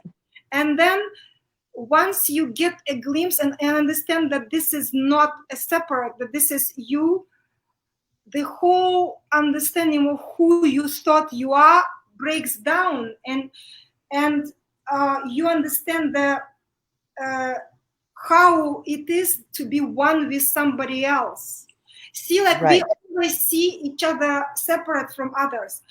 We're so disconnected from other people and other living beings that once you make that connection with your power animal, you're connecting with another person, another living being in such a different way that you can't describe that. It's indescribable because you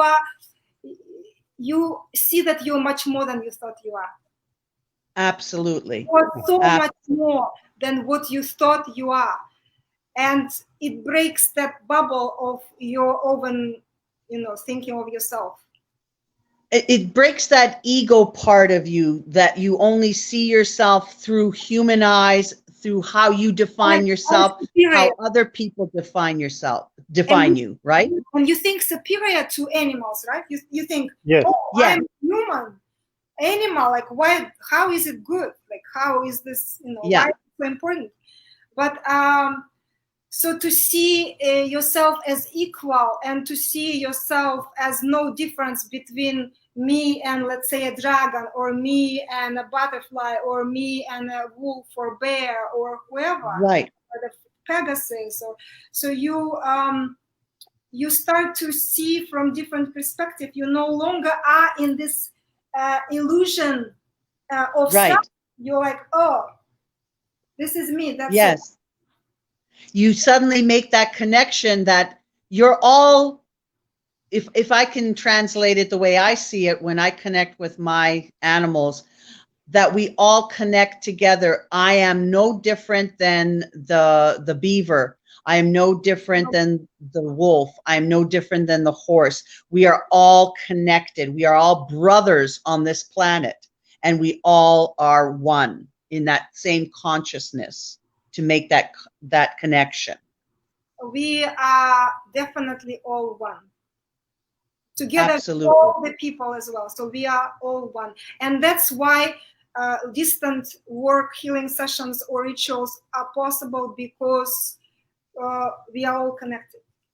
So let me ask you a question on that. Taking that particular example a little bit further.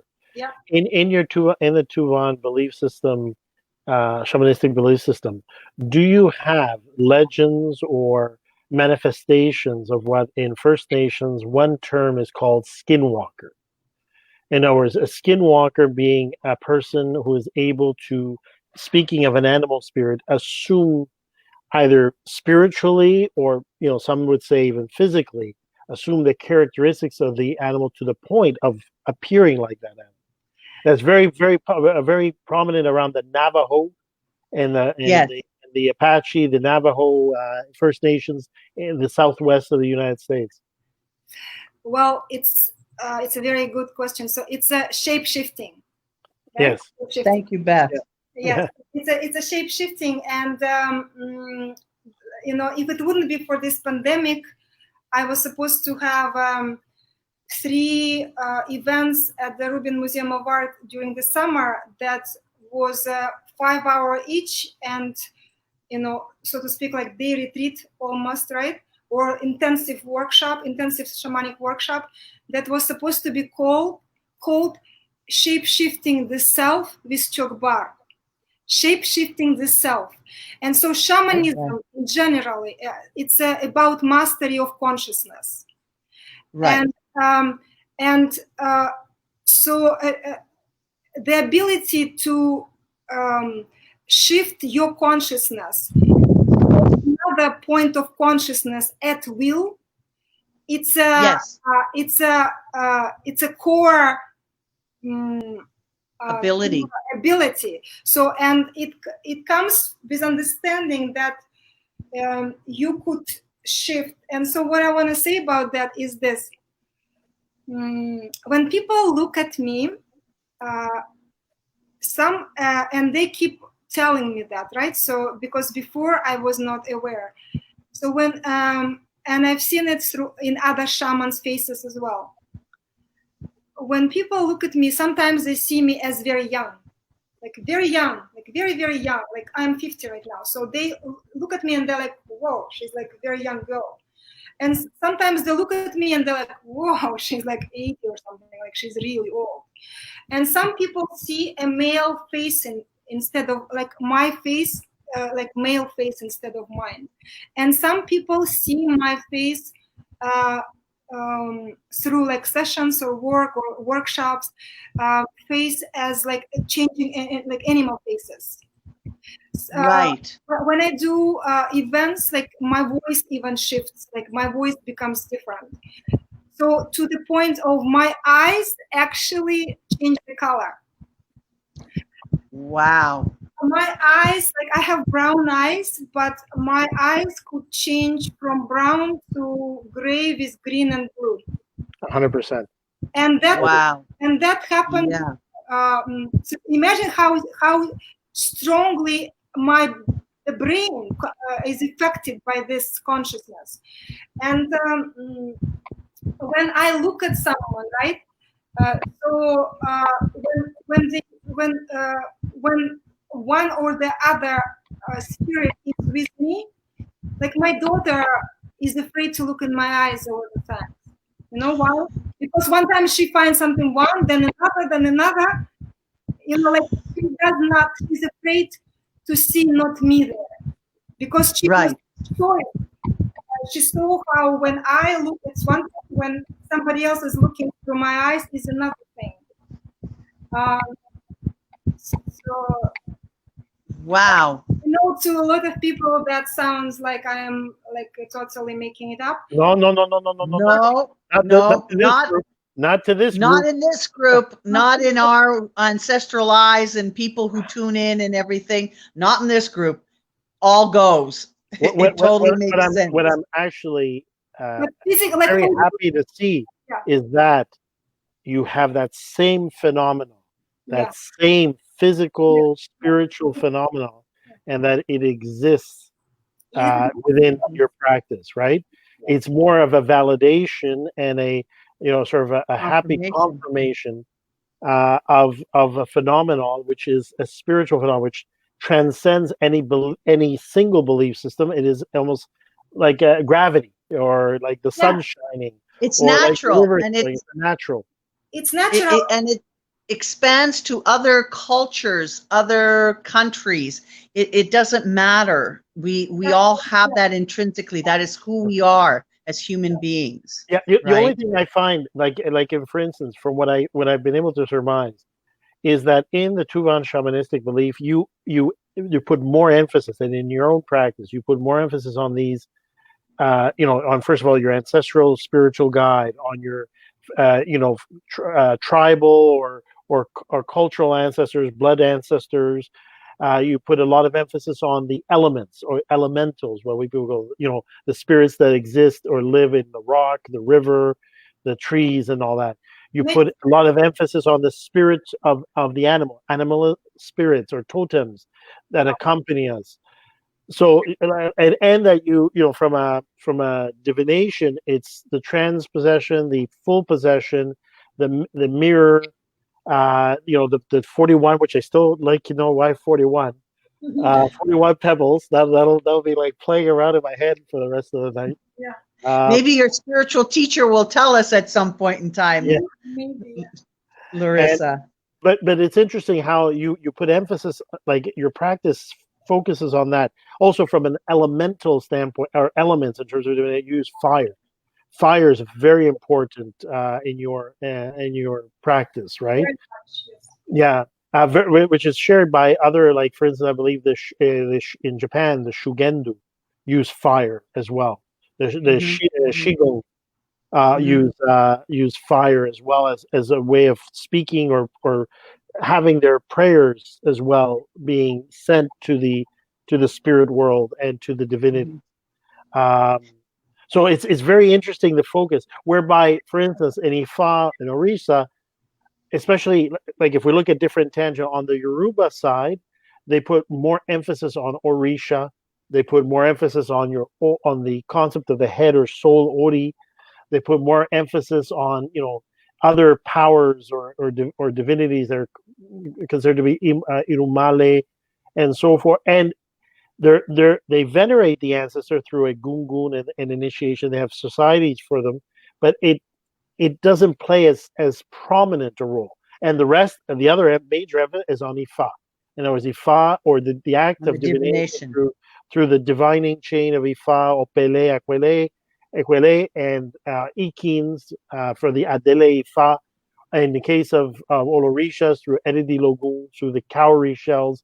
Like that's where they put, and medicine. So an understanding of botany. So let me ask you a question. Following on that comparison, we've talked about what about the knowledge of plants, like using plants or trees in terms of medicine? How is that factor into the Tuvan shamanic practice? Yes. So any shaman is like there is this thing that people think like medicine woman or man is the same as shaman, right? It's a common misconception. So that interesting. Because medicine man, it's usually not a shaman. While every shaman is a medicine man. Interesting. Oh. So because shaman encompasses in its I guess abilities everything that all other specialists have. Like let's say there are mediums, right? Right. So, but they're not shamans, but they're mediums. They're real mediums, right? So, but shaman, it has to be a medium as well. So there is psychics, and they're not shamans, but they're psychics, right? So shaman is a psychic as well. So there is just bone setters, right? So that they don't do anything else. But every shaman is a bone setter as well. So there is shamans do a lot more. They encompass a lot more under that being called a shaman. They do all of that. They do all of what other specialists usually do separate. And it's done not because that person is that amazing, but because of those spirits. It's not about the person. The person has no like the true shaman has no longer any opinion. So the spirit comes directly to speak to like you. Whenever I need to speak, or I usually tell people that my teacher does not allow me to prepare anything. So I have a workshop, for instance, right? Right. So, and of course, like I have the outline, what this workshop is supposed to be, but my teacher does not let me prepare. And he tells me, like, before even the very first workshop that I had at the Rubin, and I was like, thinking, oh my God, like, how am I going to do this? Like, I don't know how, like, like, when are we going to start to prepare? Yeah. And he says, you are either it or you are not. And no amount of preparation could teach you how to be a shaman in 1 night. You know what I mean? So Right. Yeah. you're going to be as a shaman. You're just going to go and you're going to, whatever happens. So, and so the longer the shaman is a shaman, you have less opinion. That's why you have a problem to speak, because you take little bit activation, like right activation for something to start coming out. Because if somebody says something, you literally have nothing. Like, and whenever I see some people speak, every time I would be like, whoa, these people know so much. And I always feel like I know absolutely nothing. But it's true. The shaman, little by little, has less and less. Larissa, wait 1 second, if I may. What is that sound? There's like a fan or something. There's something. It's like I also hear the sound, but I don't know where it's coming from.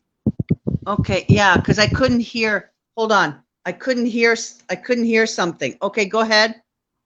Do you have a fan nearby, it's me. Teresa? It's your fan. Do you have a fan? You know what? That's what it is. Okay. your fan. Sorry. Go ahead. Okay, so can you hear now? Yep. Okay. Perfect. Okay. Sorry.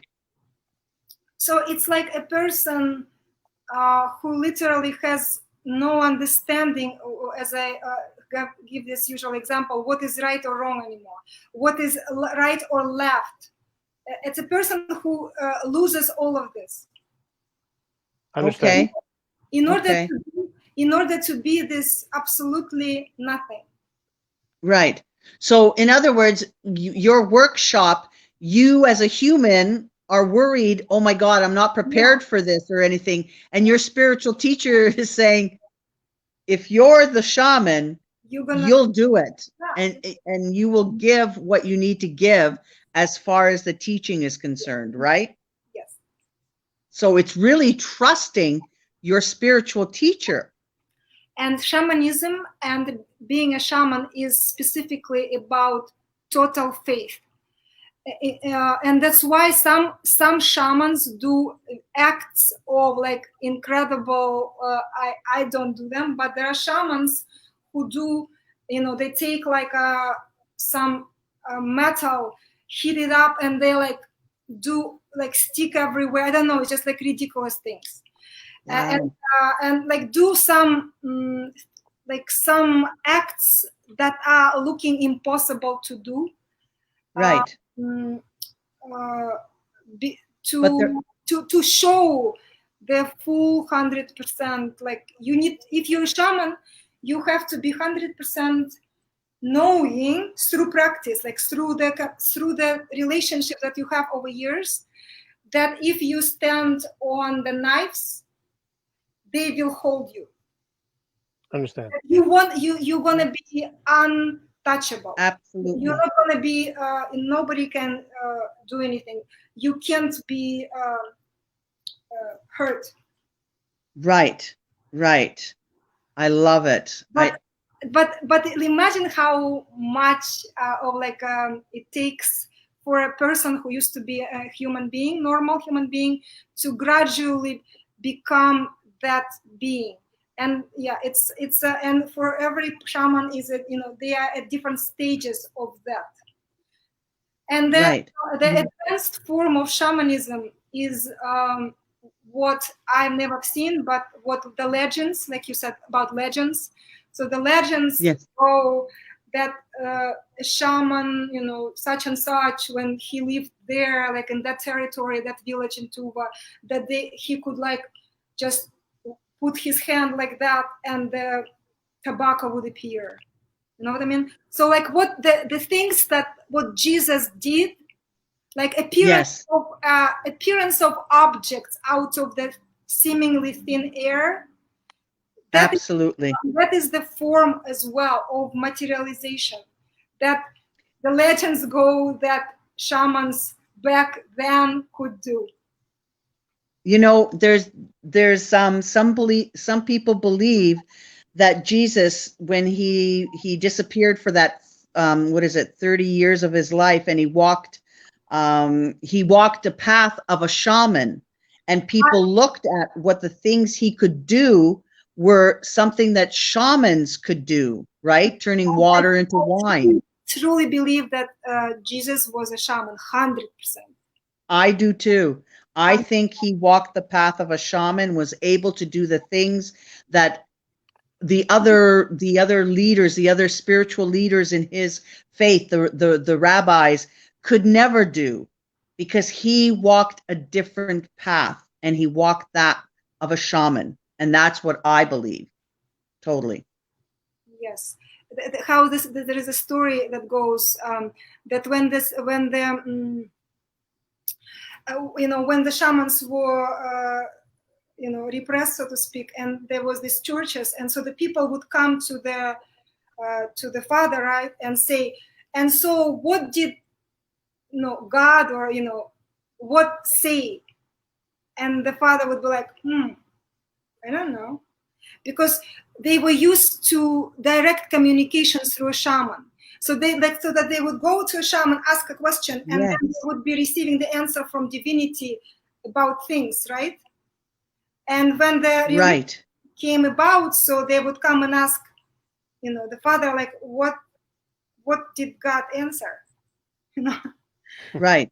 Yeah. And he could interpret that. That's what he was, right? So he could actually give you those words. I want to address Peggy Miner. Hello, my friend. She wants to know, what is the best way to develop your relationship with your team, your spiritual allies, your team of your ancestors? Time together. The most important question, how to develop, because not everybody is a shaman, and thank God, I don't wish it for anyone. I truly don't wish it for people. Truly, honestly, not wishing that for people. Yeah. But how to develop is, I believe, the best way is through meditation. Meditation, absolutely, the fastest, the path to knowledge. That little by little, depending on the way your consciousness is, you will, how my teacher says, if you just start meditation and do nothing else at all, that will eventually, over the years, or depending on you, bring you everything absolutely you need. So through classic meditation, by sitting and breathing, without not guided, just sit it and closing your eyes and breathing. And that is, if you do it at least 20 minutes in the evening, 20 minutes at the night, or 40 minutes at once, usually I advise in the mornings. So that is the very first step. And then employ the shamanic altar, where you regularly put something acknowledging that they exist, that your team, your spirit guides, and your power animals and your ancestors do exist, that they are not a whimsical imagination. And absolutely, that shows when you put something on your altar like that, and then you walk around it, your subconscious mind registered that you are doing this, like you're putting it for something. And that helps you to connect. And then the next step is to start learning how to do shamanic practices, which is rattling, like any rattle, and you start rattling, and you start if you have a drumming, and you start learning how to move your body without censoring. So by you getting up and giving your intention, you saying, I am allowing my body, I'm asking either my power animals to move my body, or you're saying, I'm asking my spirit guide to move my body. But at first, before you're very advanced and you are balanced, I believe that it's not a good idea to try to connect to all kinds of things. I believe first sticking only with your power animals, and that's it, because that is not dangerous. When Right. if you are not balanced, then you try to connect with all kinds of spirit guides, and there is all kinds of them, so that they could be not beneficial to you. Some nice, some not so nice. Absolutely. Right. So I Right. try to stick with power animal part of you at all times for quite some time, till you become strong, very balanced, and you know how to deal with these things. And so you allow your body to move in all kinds of ways without judging or censoring, which, since power part of us is located in subconscious mind, and our physical body is part of the subconscious mind. So the physical body, the ethereal body, and astral body are subconscious mind. And mental body, it's our ego, whereas social conditioning is where we ourselves as whoever we are, that name tag is this big. It's a consciousness. Consciousness is this big, and subconsciousness consists of 3 bodies of consciousness. So subconscious is way stronger, bigger, and more influential than conscious mind. That's why shamans since the dawn could do things they do, because they connect directly to what is stronger and bigger. The subconscious. Yes. By going through meditation and drawing on that subconscious and bringing it to the conscious level. And that is what you bring forward, and that's what helps you. You learn how to become, for your consciousness to become purified and elevated. So you also, but to answer also about how to connect, don't consume all of the information that is, especially during this pandemic and this crisis on Earth that we are having. Don't consume all of that. So absolutely, and I know someone. Yeah, very. I know someone specifically. We were just talking about that before the show. Not to, to sort of, if you're empathic in any sense, don't absorb the energy that's out there right now. Really draw upon yourself and go within yourself and try to keep that away. I just want to mention what Peggy says, dreams. Now, tell me a little bit about dreams. And as Peggy put, that's why dreams are so strong. How does dreams come into play with Tuvan shamanism? Dreams are very, very, very important. And as my teacher says, dream reality is the main reality, and the physical reality is a secondary reality.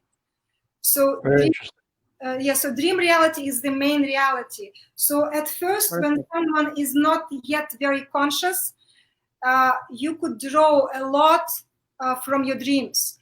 But the more conscious you become, then you receive that information, that knowledge that you need to go through whatever you're going through directly in the daylight. So you don't have to receive it through dreams. But if you still, your consciousness is not yet purified, and you are still blocking yourself during the day reality somehow, by resisting or not believing, or by being too much involved with whatever else is going on, then dreams are amazing source of power, information, and healing in all kinds of things. Okay, all right. Now, I don't know. I could listen to you all night. I really, truly can. We should close it. What's that? It's already 2 hours. Yeah, we should close.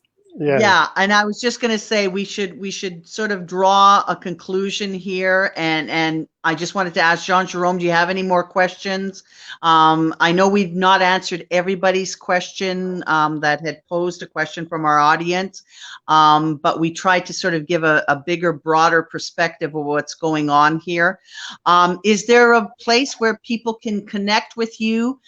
Do we have Yeah, I've been Um, putting it throughout the transmission. I've been putting okay. Larissa's website, her Where Instagram they can information, and connect also directly yeah, with Larissa and ask you questions and find out workshops. Now, you mentioned workshops I briefly. believe that the best way to connect also is by becoming a members of the meetup group, because right now everything is online, and I believe it's going to be Right. for a while online.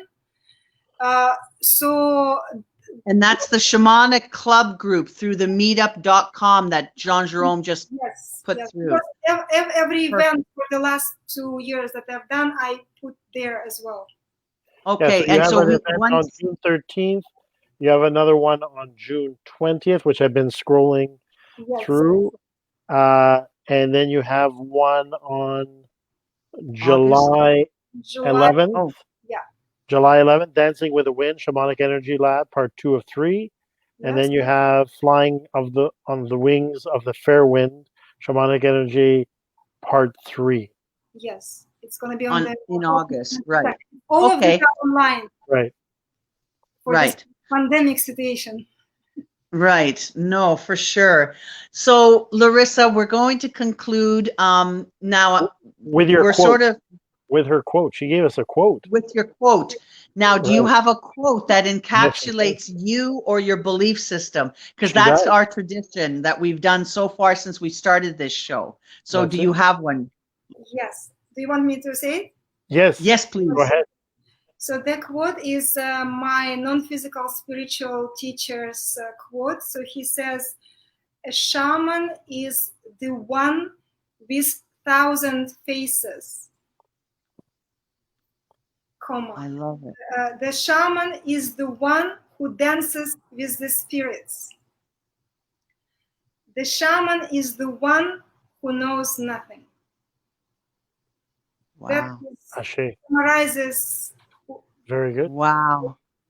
Very, very good. Wow.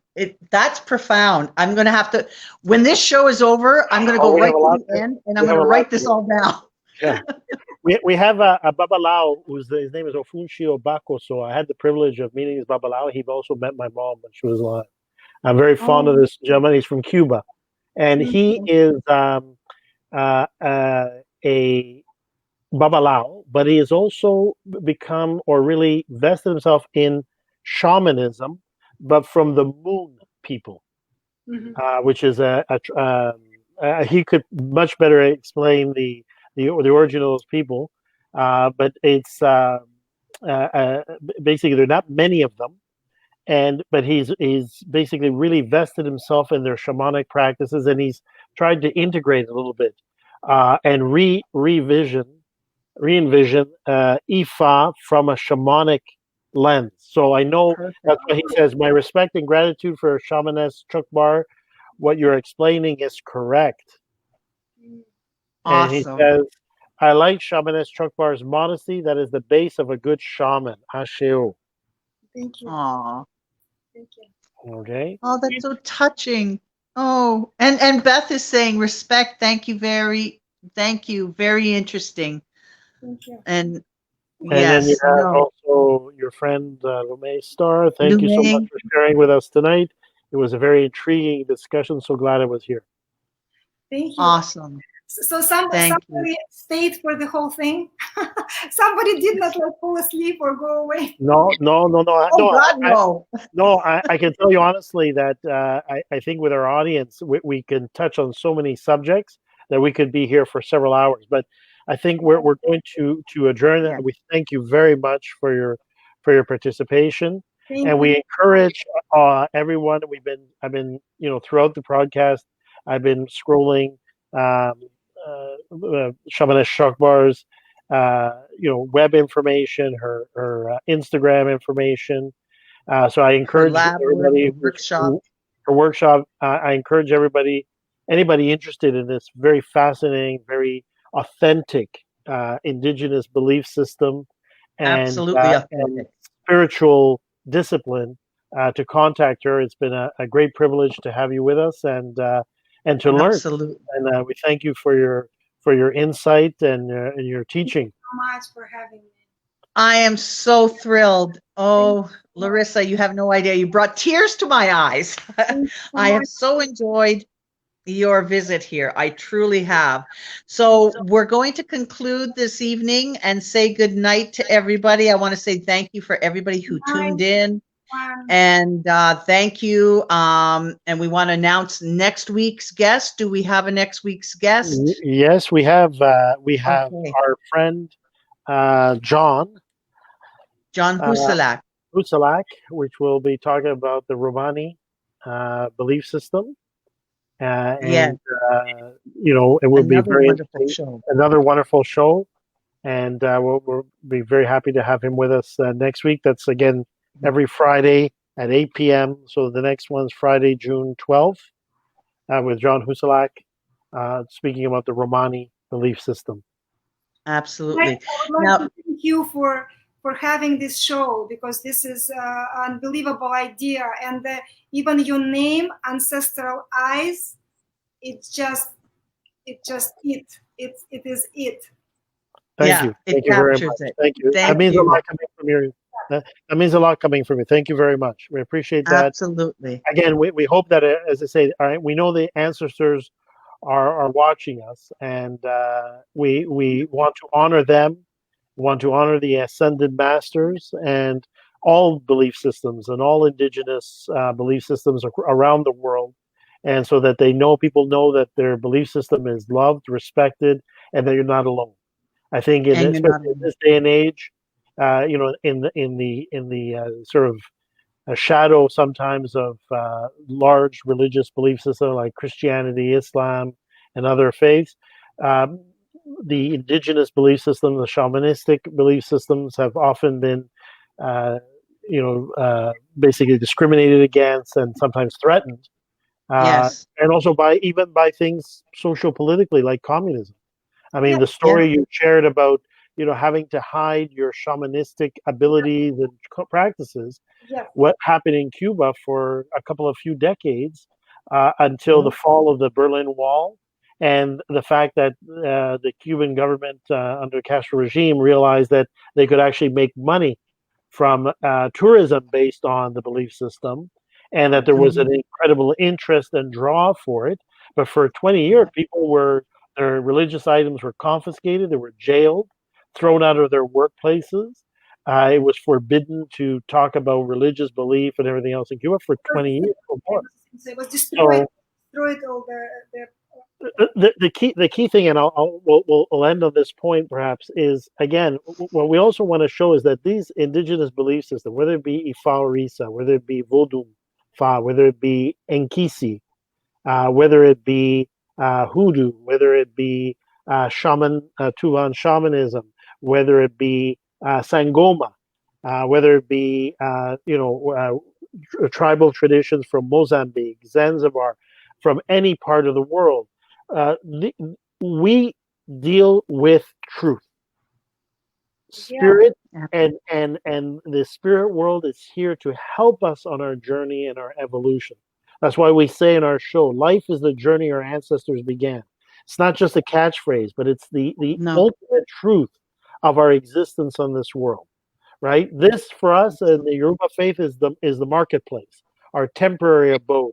Much like Shamaness ChokBar said, that the dream state is the real state, and the live awakening state is really the not real state, right? The secondary state. And it's important that one of the things that any ideology, and I want to acknowledge, the Black Lives Matter and any group which is seeking recognition and respect of human life.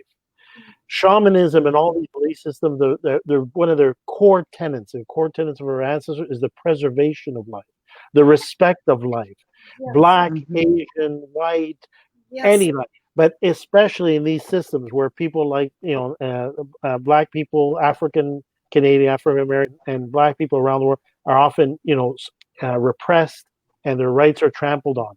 In places where other situations where, because of communism, fascism, or any of the isms that suppressed, because anything that challenges them, anything that speaks truth, for a lot of people is an inconvenience they cannot tolerate. And so that people, understand that these belief systems offer mankind enlightenment and freedom. Absolutely. Freedom. And that Absolutely. freedom is what we're trying to defend, and that freedom is what we're trying to send a message to all the ancestors that are hearing us tonight. Wherever Absolutely. all the ancestors that are awakening, that we are here for you, and that you will always be welcome in this show, and that we invite you to step forward, to speak your truths, to practice your belief system, Absolutely. to honor traditions for now and for future generations. I thank you all for your viewing and your participation, Shamaness, and my co-host Teresa. Woohoo! And my co-host Jean-Jerome. All right. Woohoo. Have a wonderful evening, everybody. Good night. Yes. Good night. Thank you. So Right. we're going to sign off now, but the three signing of us are still going to talk a little bit. Yes, and we're gonna sign off now. Okay. Bye.